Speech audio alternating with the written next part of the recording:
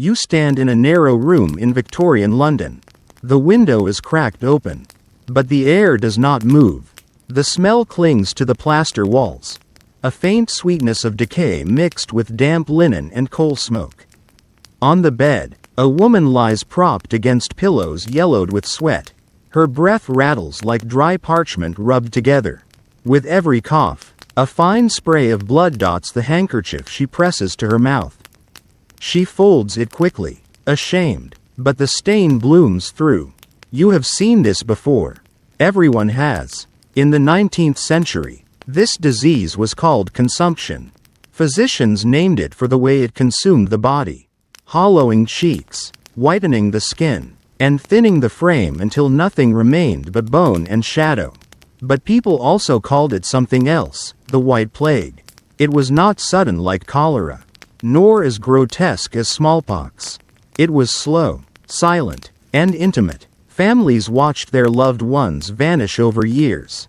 And unlike plague, it was everywhere. In tenements and palaces. In rural cottages and opera houses. The coughing never stopped. In the street, you heard it echo from alleyways. In carriages, the sound was muffled behind gloved hands. In drawing rooms, conversations were interrupted by the same hollow bark.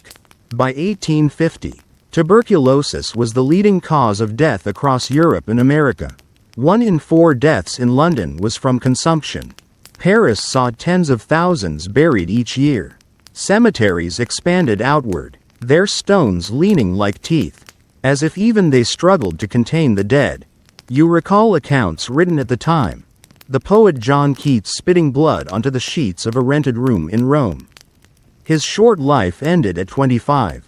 Chopin, coughing through concerts, his body wasting away while his music carried the breath he could no longer hold. Thomas Mann would later describe it in his Magic Mountain. But for most, there was nothing literary, only the sight of a neighbor carried out in silence. Another name scratched into parish registers. Another white cloth lowered into the earth. And yet, tuberculosis carried with it a strange dual image. It was feared as a killer, but it was also romanticized. Pale cheeks and thin bodies became signs of tragic beauty, inspiring painters, poets, and lovers who saw in illness a kind of fragile light. This paradox made the White Plague unlike any other disease, both terrifying and seductive, both common and untouchable. But beneath the poetry was something far more brutal. You would have smelled the iron tang of blood-soaked rags, seen the hollow stares of children too weak to rise from bed, heard the last gasps echoing in cold hospital wards where no cure was known. Autopsies revealed lungs riddled with cavities like a honeycomb eaten from within. Physicians recorded these details with precision, while priests and gravediggers simply tried to keep up. The past is not dead. It is only waiting. And if what you are about to witness leaves you unsettled, or awakens something in you, consider subscribing. Not for numbers, but so these stories may rise again. If the telling brings you value, leave a like. If it stays with you, leave silence. Now, return to the beginning. It is the dawn of the 19th century. You are in London, Paris, New York, cities swollen with industry, smoke, and poverty. Crowded housing feeds the spread. Entire families live in single rooms, coughing into the same air, sleeping in the same damp sheets. Hospitals are overwhelmed, but often shunned. Many believe entering means never returning. Physicians probe, bleed, prescribe tonics of laudanum and cod liver oil. But no cure exists. In these streets, consumption is everywhere and nowhere. It moves through breath, through invisible particles no one yet understands. Some blame heredity, others sin, others the damp mists rising from riverbanks. And you, standing here, cannot escape it. Every cough you hear might be the first scratch of your own decline. This is the world of tuberculosis, the White Plague of the 19th century. You are in London in the year 1800. The Industrial Revolution has thickened the air with soot, and narrow streets are lined with overcrowded tenements. In rooms where families of 6 or more share one bed, where the walls weep with damp and windows never open, you hear it, the cough. At first, it sounds no different than a winter cold. But weeks later, it persists. Months later, it deepens. Years later, the same cough is still there, now hollow, rattling, punctuated by flecks of crimson that mark the cloth like rust blooming through linen. Tuberculosis is not sudden. It is a thief with patience. By the beginning of the 19th century, it was the leading cause of death in Britain, responsible for nearly 1 in 4 burials. Entire graveyards in London filled with the victims of consumption, their coffins stacked so tightly that soil sank unevenly above them. In Paris, the same fate awaited. Thousands each year lowered into the earth, the living crossing themselves as carts of bodies rolled past. In New York, swelling with immigrants, the poor arrived hoping for new beginnings but often found the same end, spitting blood in lodging houses where air was already thick with disease. You see the pattern repeated in every account. A woman begins with a cough. Her appetite wanes. Her frame narrows. Her skin pales to ivory, veins showing blue beneath. She coughs through the night, waking her children, who soon cough as well. Her husband hides the stained handkerchiefs, ashamed of the disease's mark. But nothing can be hidden for long. By the time physicians are summoned, her lungs are riddled with cavities. Medical men of the age describe it clinically. They call it phthisis pulmonalis, pulmonary wasting. Autopsy reports from hospitals like the Hotel Dieu in Paris or Guy's in London describe lungs filled with tubercles, varying from the size of millet seed to that of a walnut. Some softened and broken down into matter. These cavities, when cut open, released the stench of rotting flesh, though the patient was still alive when they formed. Imagine breathing with lungs that crumble from within. The spread is relentless. In factories, coughing workers lean over looms, their breath carried on threads of cotton dust. In schools, children huddled together, noses running, voices hoarse, some never making it past adolescence. In prisons, where bodies are crammed into airless cells, entire blocks waste away, and yet no one knows the cause.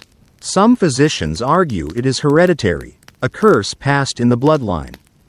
Others blame lifestyle, excess, poverty, moral weakness. Many believe it is spread by miasma, poisonous air rising from sewers, marshes, and graveyards. The truth, that it passes from breath to breath, is still decades away from discovery. The silence of death is broken only by the rattle of the dying. In London, parish registers fill with names of the lost. In Paris, poets write of wasting lovers whose beauty seems heightened by illness. Consumption becomes a paradox, both feared as a killer and revered as a strange muse. Painters capture pale muses with hollow eyes. Novels describe heroines fading gently, their deaths portrayed as romantic rather than brutal. To die of tuberculosis is, in some circles, almost fashionable, a disease of the sensitive and artistic. But you have seen the reality. The smell of sour sweat, of sheets stiff with dried blood. The sound of coughing that ends only when breath finally stops. There is nothing romantic about it. When John Keats died in Rome in 1821, his friend Joseph Severn described him choking, spitting, unable to swallow even the smallest sip of water. When Chopin performed in Paris, audiences whispered not only of his genius but of his wan frame, his cough muffled by embroidered handkerchiefs. Behind every romantic myth was a body crumbling from within.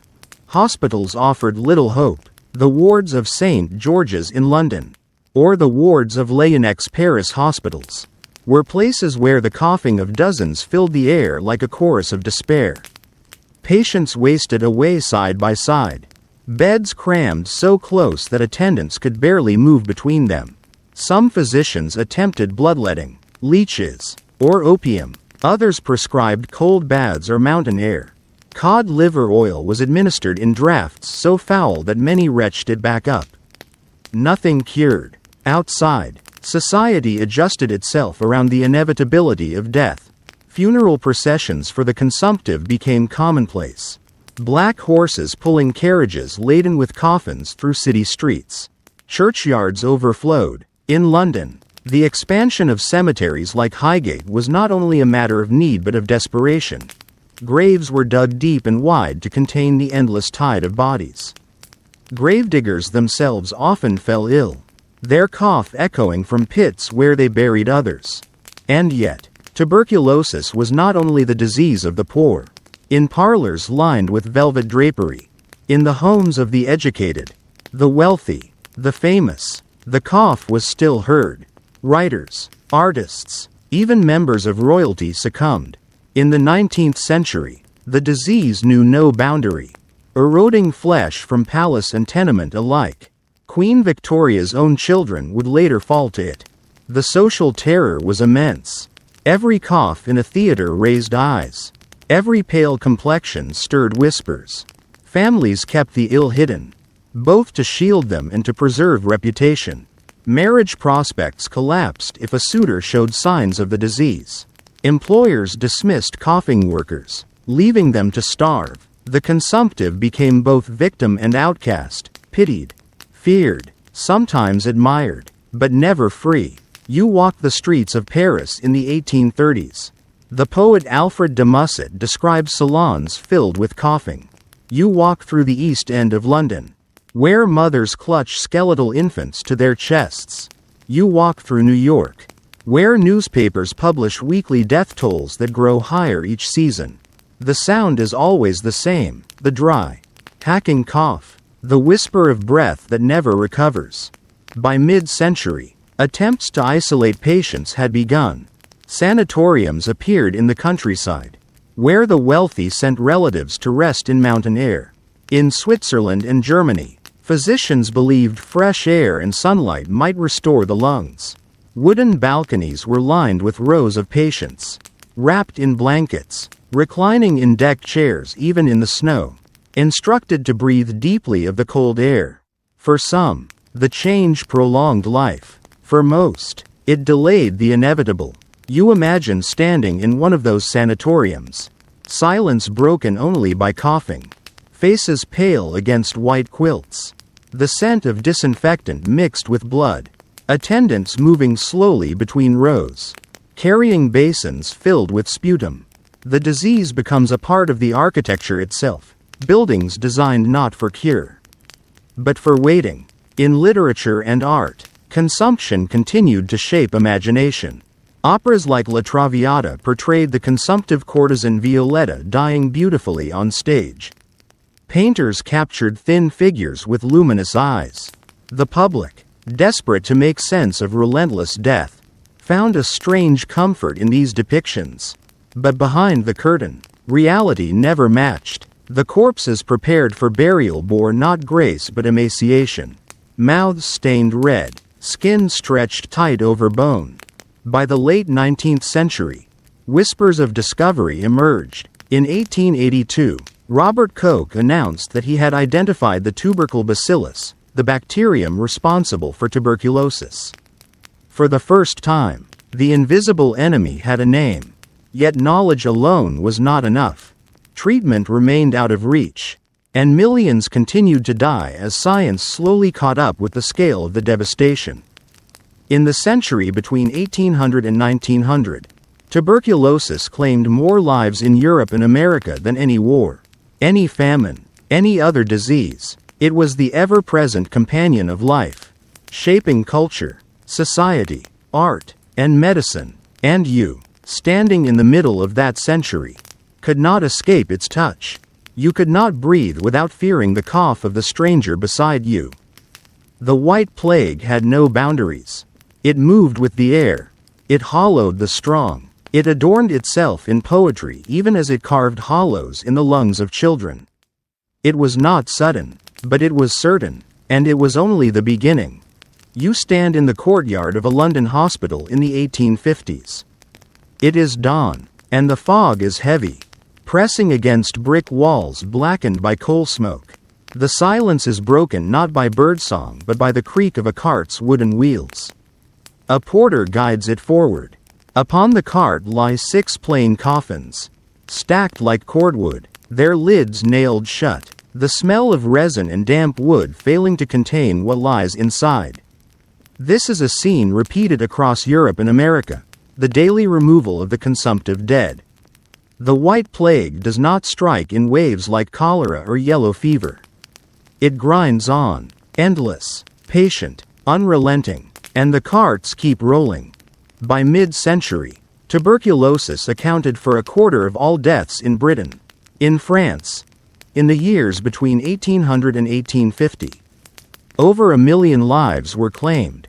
In New York, official reports counted the disease as the leading killer, filling municipal registers with row after row of identical entries. Phthisis. Consumption. Decline. The numbers were staggering, but they did not capture the reality of the suffering. That reality was found in wards and alleys, in parlors and cellars. Wherever the cough echoed, doctors began to understand the pathology more clearly. At the bedside, they listened with stethoscopes, devices newly refined by René Laennec, the French physician who first described how tubercles destroyed the lungs. He himself would die of the same disease in 1826. At the age of 45, his instrument, the stethoscope, became the tool of recognition, amplifying the sounds of lungs rattling with phlegm, wheezing with collapse, or silent where cavities had eaten through tissue. Physicians filled notebooks with observations, but they remained powerless to alter the course. The wards were grim theaters of waiting. In Paris, at the Hôtel Dieu, rows of iron beds stretched beneath vaulted ceilings. Patients lay motionless, coughing into rags already stiff with blood. Attendants carried basins of sputum, emptied them into pits of lime, and returned with fresh vessels, only to repeat the ritual within hours. The smell of carbolic acid could not cover the odor of decaying lungs. In New York's Bellevue Hospital, accounts described rooms so crowded that patients lay 2 to a bed, their hacking breaths mingling until the air itself seemed to carry the plague. Outside the hospitals, poverty magnified the disease. In London's East End, families lived in one-room flats where damp walls bred mold and unwashed sheets harbored lice. Work in factories demanded 12-hour days inhaling dust and fumes, weakening bodies already ravaged by hunger. For many, tuberculosis was not only a disease but a condition of life itself, inescapable. Accepted with resignation, the poorest carried their dead not in polished coffins but in plain wooden boxes, sometimes wrapped only in cloth, lowered into graves dug in haste. Parish records show burials recorded in bulk, lines filled with the same single word, consumption. Yet the white plague did not discriminate. It entered drawing rooms and ballrooms as easily as it entered cellars. The wealthy too succumbed. In Paris, fashionable salons echoed with coughing as much as laughter. In Vienna, composers and musicians wasted away in apartments filled with sheet music and unfinished scores. In Boston, ministers and merchants carried the same crimson handkerchiefs as their servants. Tuberculosis moved through all classes, erasing distinctions, equalizing death. Still, society wrapped the disease in strange layers of meaning. For the poor, it was a curse, a punishment, an unavoidable doom. For the rich, it became entwined with notions of refinement. Pale skin, thin waists, languid gestures, signs of wasting, were paradoxically admired. Painters captured consumptive women as ethereal, their frailty interpreted as spiritual elevation. In novels, heroines coughed themselves into beauty, their deaths written as tender tragedies rather than horrors. The myth of the beautiful death concealed the stench, the choking, the wasting that you have witnessed in the wards. Behind closed doors, there was nothing romantic, only bodies reduced to bone, bedsheets reeking of blood, families shattered, Public fear grew as numbers rose. City officials sought ways to contain the invisible enemy. Some towns mandated that handkerchiefs used by consumptives be burned. In parts of Italy and Germany, households of the sick were marked, visitors discouraged from entry. In the United States, public health committees debated whether to treat tuberculosis as contagious, though many still insisted it was hereditary. The truth, that it spread through airborne droplets, would only be confirmed after Robert Koch's discovery of the bacillus in 1882. Until then, fear was unfocused, and measures were uneven. You walk the streets of New York in the 1860s. Coffin makers profit from steady demand. Their shops open late into the night. Funeral carriages rattle down cobblestones daily, bells tolling with such frequency that they fade into background noise. The dead are carried to Potter's Field on Hart Island, where trenches are dug to receive pine boxes stacked 3 deep. Workers, themselves coughing, sprinkle lime between layers to contain the stench. These graves are unmarked. The disease erases not only bodies but identities, consigning thousands to anonymity. And then there are the burning carts. In some districts, clothing and bedding of consumptives are heaped into wagons and set alight, flames devouring the last possessions of the dead. The belief is that fire purifies, that smoke will prevent further spread. In courtyards, neighbors gather to watch as the belongings of their friends and family burn. The crackle of fire is accompanied by the muffled sobs of those who remain. A pillow, a blanket, a dress, reduced to ash. These scenes repeat across Europe, symbols of society's desperation in the face of an enemy it cannot see or stop. Meanwhile, sanatoriums begin to rise in the countryside, in the Alps, in the Adirondacks, in the Black Forest. Physicians recommend fresh air, sunlight, and rest as remedies. The wealthy send sons and daughters to recline on balconies, wrapped in wool, instructed to inhale deeply of cold mountain air. Wooden chalets fill with the sound of coughs echoing across valleys. For some, the change in environment slows the decline. For most, it only delays the inevitable. The sanatorium becomes a place not of healing but of exile, where patients wait for death with the illusion of care. Medical literature of the time is filled with contradictory advice. Some physicians prescribe cod liver oil. Others insist on raw meat. Still others recommend wine or brandy. Tonic after tonic is administered, but none provides cure. Surgeries are attempted, collapsing a lung to rest it, draining cavities filled with pus, even inserting gold wire to stabilize tissue. These interventions often accelerate death rather than prevent it. In their notes, physicians record failure after failure, yet continue to try, driven by desperation as much as by science. The cultural impact deepens. Writers describe the disease not only in terms of pathology but as metaphor. Tuberculosis becomes a symbol of fragility, of genius cut short, of love doomed by fate. The cough becomes a literary device, signaling to the reader that death hovers just beyond the page. But behind these metaphors are real graves, real coffins, real carts rumbling over cobblestones carrying the dead away. By the 1870s, the scale is undeniable. In London alone, nearly 50,000 people die each year of consumption.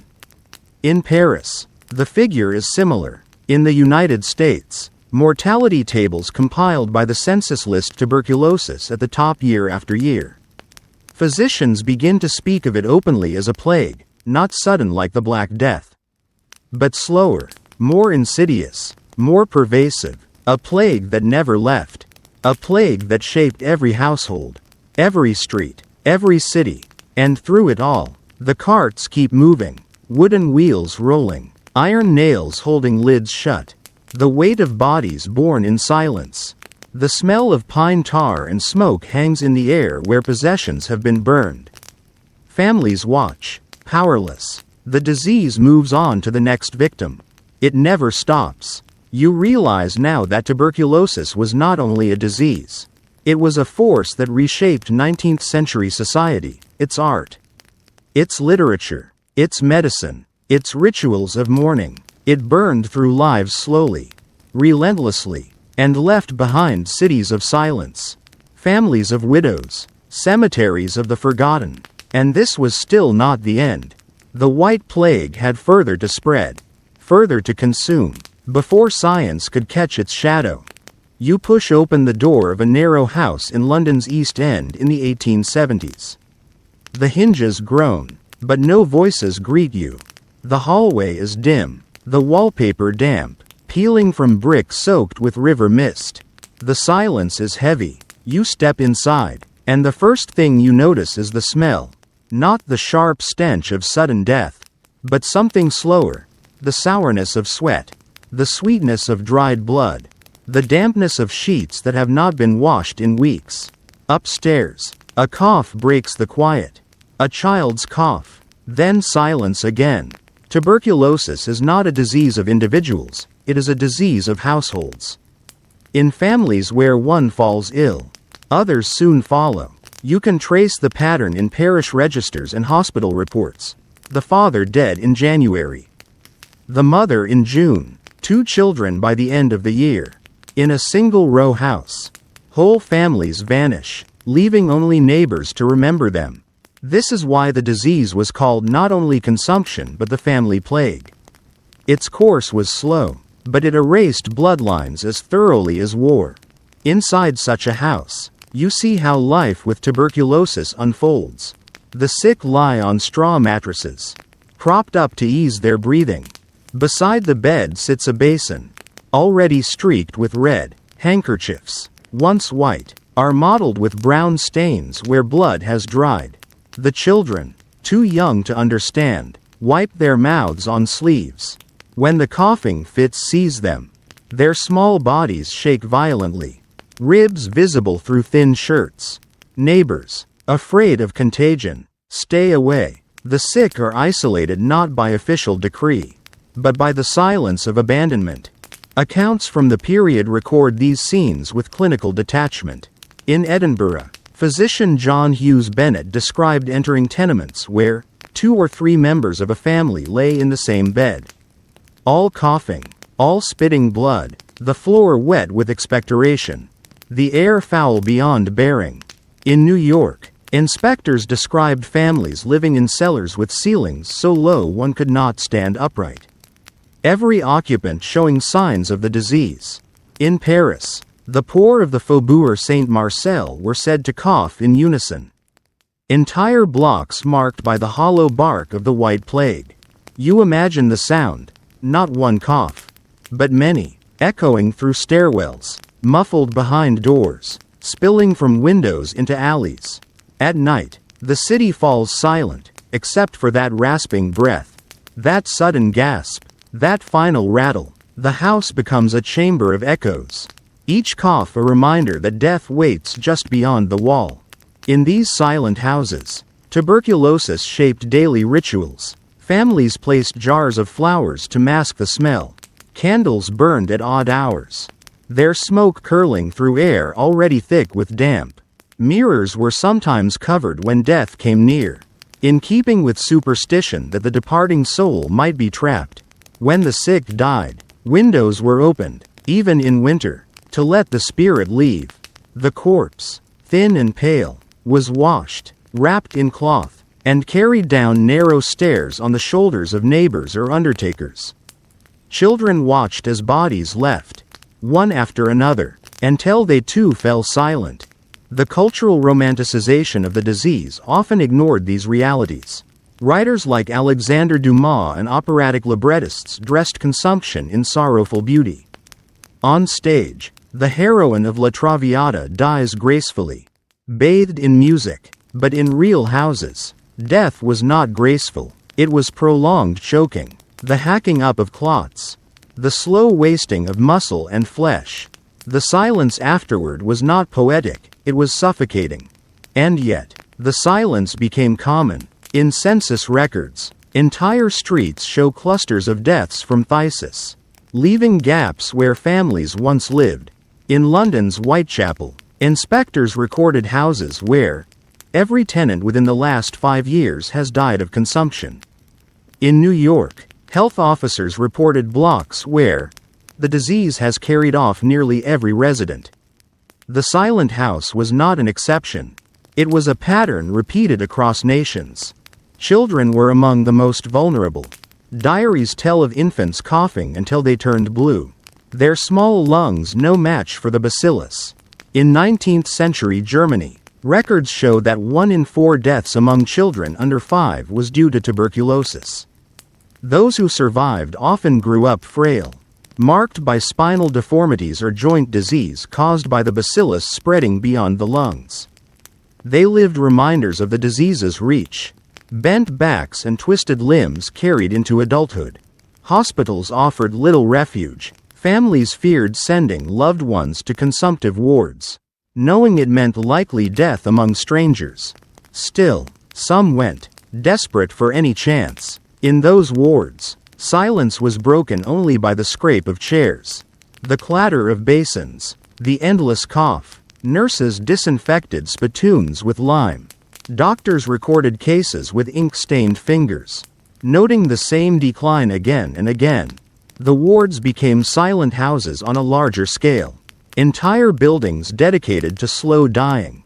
In rural areas, the silence was deeper still. Farmhouses lost sons and daughters one by one. Their labor gone, their voices stilled. Funerals were small, conducted quickly. The earth closed before neighbors dared linger.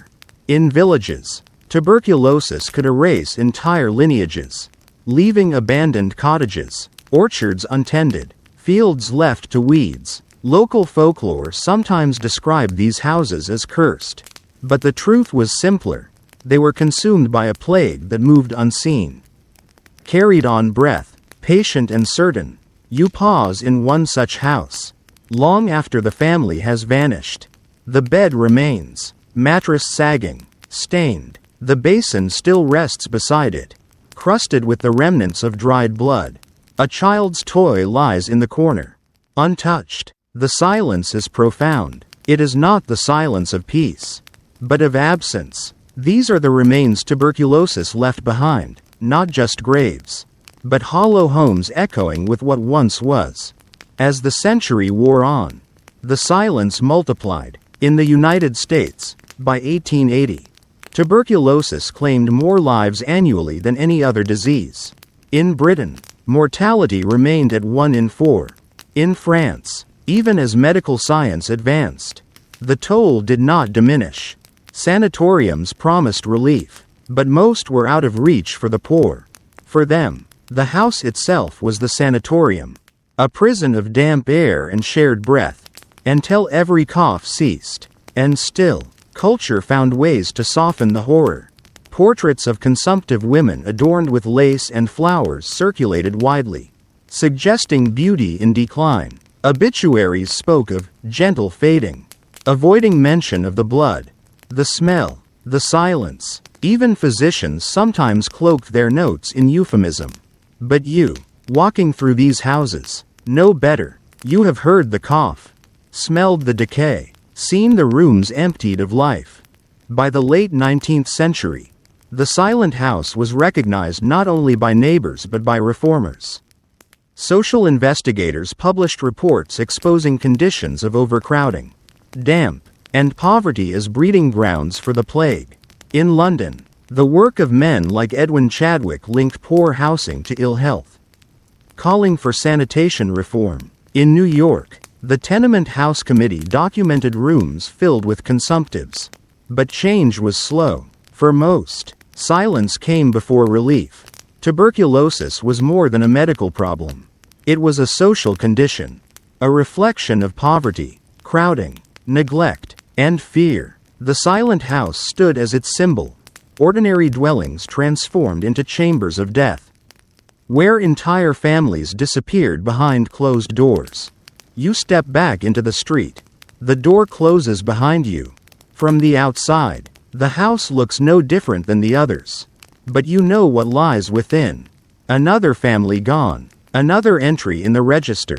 Another silence added to the city's chorus. And so the White Plague advanced. House by house, street by street, until silence spread across nations. You stand in a churchyard in Paris in the final decades of the 19th century.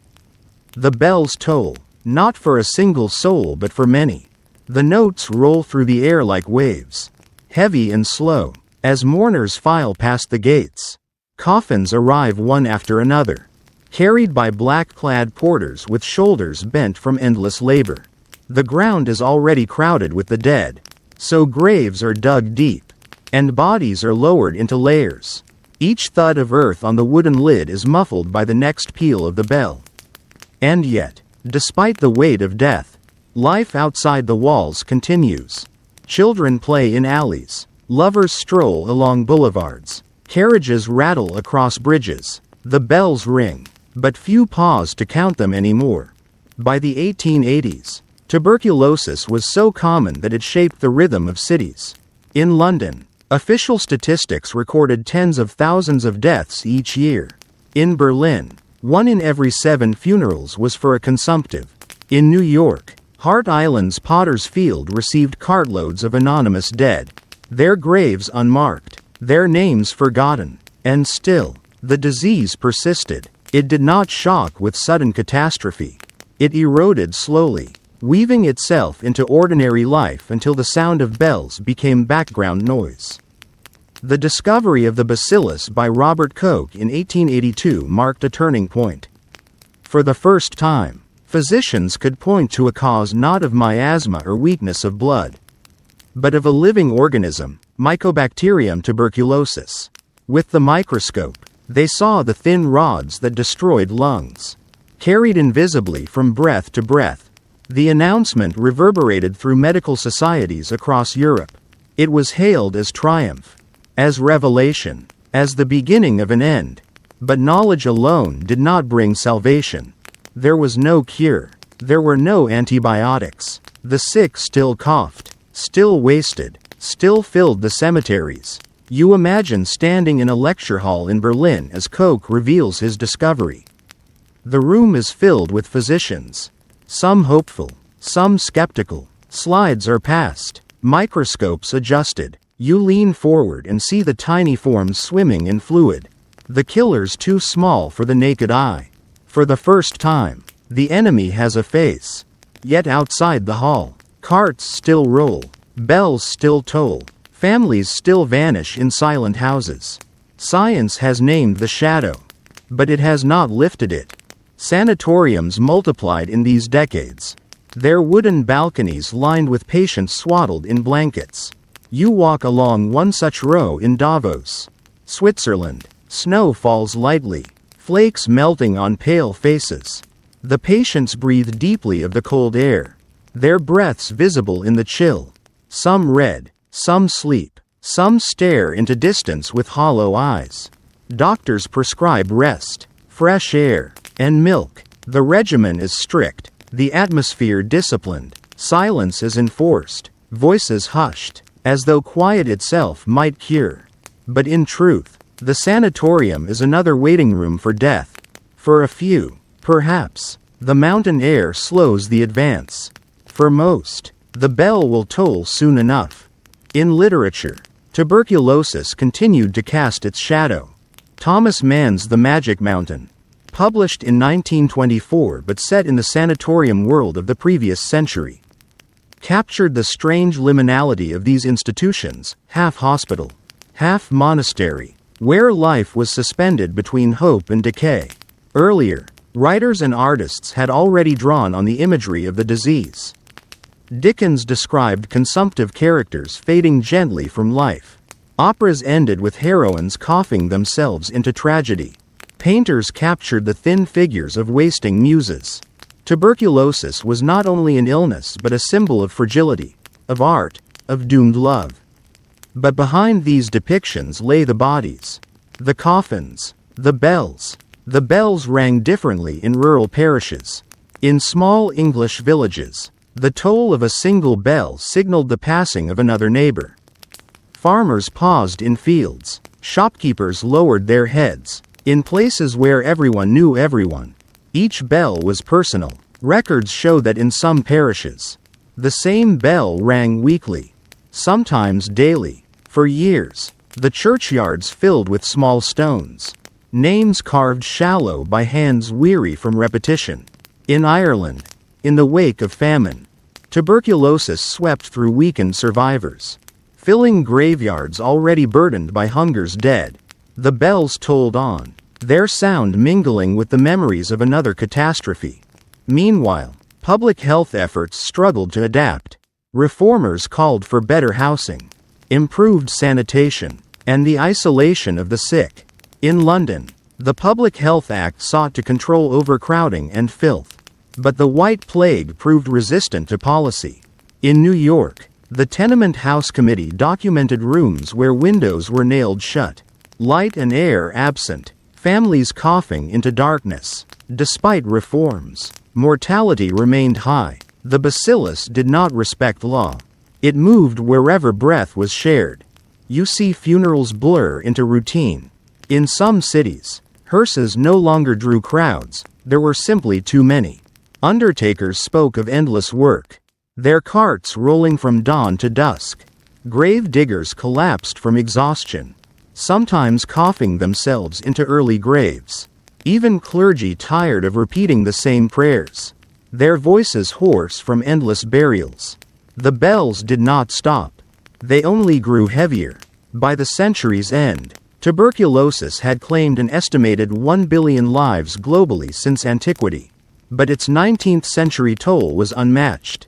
More than cholera, more than typhus, more than yellow fever, the White Plague was the great reaper of the age. It shaped demographics, cutting short generations. It altered economies, removing workers, burdening families, filling hospitals. It haunted culture, inspiring and destroying in equal measure. And always, the bells marked its passage. You pause at the edge of a cemetery.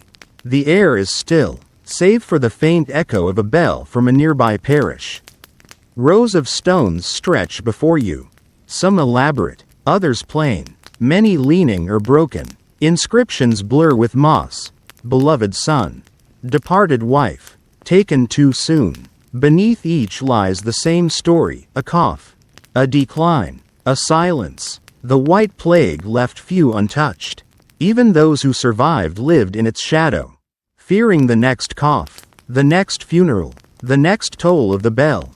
The end of the century brought hope, but only faint. Koch's discovery inspired optimism. Sanatoriums promised care. Public health reforms suggested progress. But for the millions who continued to cough, waste, and die, hope was a faint echo against the louder peal of the bell. The 19th century closed with tuberculosis still triumphant, still entrenched, still unbroken. And as the bells rang on, you realize that this sound was the heartbeat of the century. Not the roar of factories, not the cheers of revolutions, not the speeches of parliaments. The true rhythm of the 19th century was the toll of funeral bells. Marking the endless procession of consumptive dead, you walk once more through the streets of the 19th century. The echoes of coughs have faded, but the shadows remain, behind the facades of terraced houses, in the wards of hospitals, in the wooden balconies of sanatoriums. The White Plague claimed its toll. It was not swift like cholera, not spectacular like smallpox. It was slower, quieter, patient. It did not erupt, it lingered. And in that lingering, it reshaped an entire century. The graves are everywhere. In London, Highgate and Kensal Green expanded outward, their paths lined with monuments to the consumptive dead. In Paris, Père Lachaise holds poets and lovers who coughed themselves into eternity. In New York, Hart Island conceals thousands, their pine coffins layered beneath soil and lime, their names erased by time. The silence of those burials is louder than the bells that marked them. Tuberculosis was not only a disease of the body, it was a disease of the imagination. It turned pale cheeks into symbols of beauty, frailty into signs of genius, death into tragic romance. But these illusions crumble when you recall the basins of blood, The smell of rotting lungs. The silence of houses emptied one by one. Behind the curtain of art and poetry was the raw truth. A plague that left no class, no country, untouched. By the turn of the 20th century, progress had begun. Koch's discovery pointed the way. Sanitation reforms took root. Public health campaigns spread awareness. Yet the cure lay still decades ahead, waiting for the arrival of antibiotics in the mid-20th century. Until then, the disease continued to claim millions. The toll unbroken. You pause at the grave of John Keats in Rome. The stone carved with the words, "Here lies one whose name was writ in water." You pause at Chopin's memorial in Paris. The composer carried off by the same cough he tried to play through. You pause at countless unnamed graves in fields and islands. The dead who left no music, no poetry, no epitaph, only silence. These are the voices the White Plague stole, the breath that never returned. And yet, even silence can speak. The story of tuberculosis is not only of death, but of endurance. Those who survived carried its scars.